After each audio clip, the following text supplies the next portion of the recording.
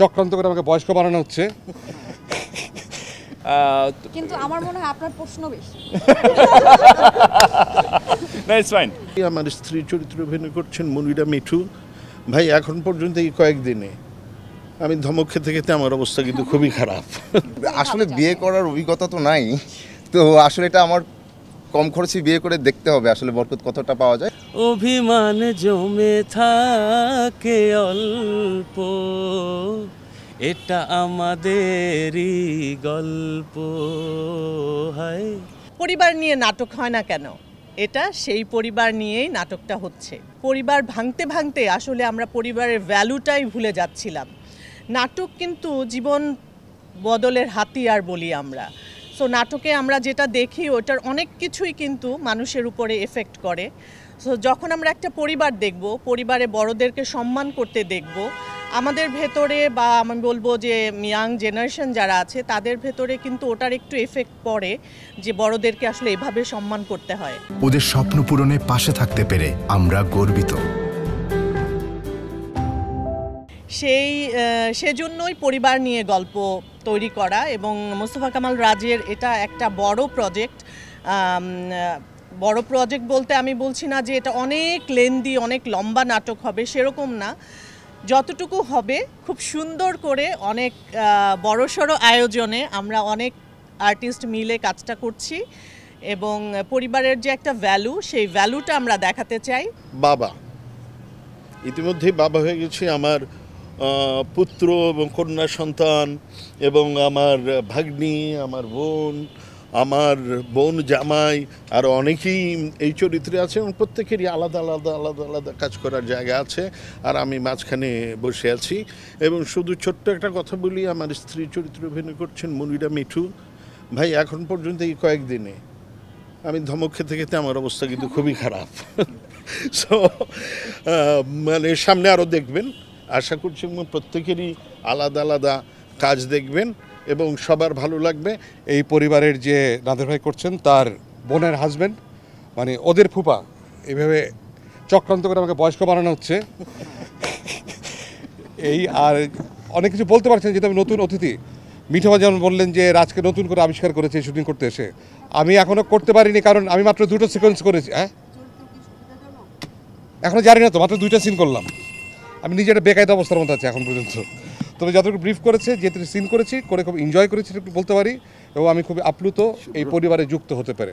So definitely আমরা যারা artist, আমরা চাই একটা ভালো কাজের অংশ হতে। তো সেই জায়গা থেকে এই দুর্দান্ত গল্পের একটা অংশ হতে পারে, এটা আমার জন্য অনেক বড় একটা ব্যাপার। এটা আমাদেরই গল্প। সত্যি বলতে আমরা খুবই অ্যাজ এ ফ্যামিলি মেম্বার আমরা এখানে সবাই কাজ করছি।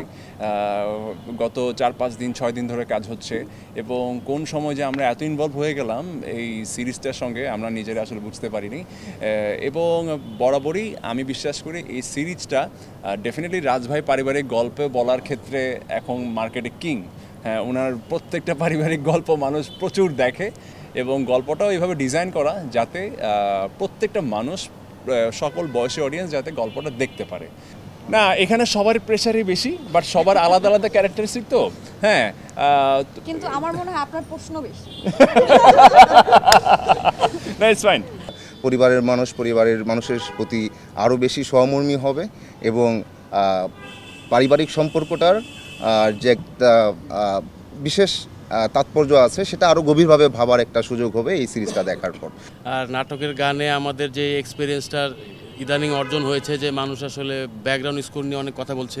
সো আমরা নাটককে নাটক হিসেবে দেখছি না, আমার মনে হয় একটা সিনেমার প্র্যাকটিসটা হয়ে যাচ্ছে। অ্যাকচুয়ালি বেসিক্যালি আমার প্র্যাকটিসটা হচ্ছে, যেহেতু দেশে সিনেমা কমও হচ্ছে। সো আশা করি যে এর মাধ্যমে সবার প্র্যাকটিসটা ভালোই হবে, অ্যাটলিস্ট লিসেনিং প্র্যাকটিসটা, ব্যাকগ্রাউন্ড স্কোরের প্রতি মনোযোগী হওয়াটা। সবাই কমেন্ট বক্সে লিখে আর কি যে ইমোশনাল ব্যাকগ্রাউন্ড স্কোর একটা ফ্যাক্ট। সো এটার জন্য মোস্তফা কামাল রাজ মামাকে ধন্যবাদ। খাটায় আমাকে অনেক বেশি যদিও, কিন্তু লাভ ইউ মামা, থ্যাংক ইউ। একই সাথে আছি তবু মনে হয় দূরে, কত কথা বলি তবু নেই যে সুরে, অভিমান জমে থাকে অল্প, এটা আমাদেরই গল্প। হয় এটা আমাদেরই গল্প। আমার গল্পের একটা ট্যাগলাইন যে তকির ভাই বলছিল, পরিবারেই শুরু পরিবারেই শেষ। পরিবার দিয়ে শুরু হয়, পরিবার দিয়ে শেষ হয়। আর মাঝখানে একটা পরিবারের যা যা লাগে, যেমন একটা পরিবারে আমরা কী দেখি, বাবা মা ভাই বোন ফুপু ফুফা, তার মামা বাগনি ভাবি সব আছে এই গল্পে। এই গল্পে ইমোশন আছে, এই গল্পে রোমান্স আছে, এই গল্পে সাসপেন্স আছে, এই গল্পে ড্রামা আছে, এই গল্পে হাসি আছে, সব কিছু একসাথে পাবেন। মানে সম্পর্কের গল্পে যা যা লাগে, একটা পরিবারের বাসায় যা যা আছে সব আছে। এবং এমন না যে দেখলে বোরিং লাগবে, আপনাকে একটা সিকোয়েন্স দেখার পরে সিকোয়েন্সের জন্য ওয়েট করতে হবে। পরিচিত গল্প, জীবনটাই পরিচিত, আমাদের আশেপাশের প্রতিটা জিনিসই পরিচিত, সেটাকে নতুন করে প্রেজেন্ট করা আর কি, আর কিছু নতুন কিছু না। এগুলো দেখা গল্প, এগুলো দেখলে আমার কাছে আমার বিশ্বাস যে যারা পরিবার বিশ্বাস করে সবাই বিশ্বাস করবে গল্পটা, সবাই ক্যারেক্টারগুলোর সাথে কানেক্ট করবে।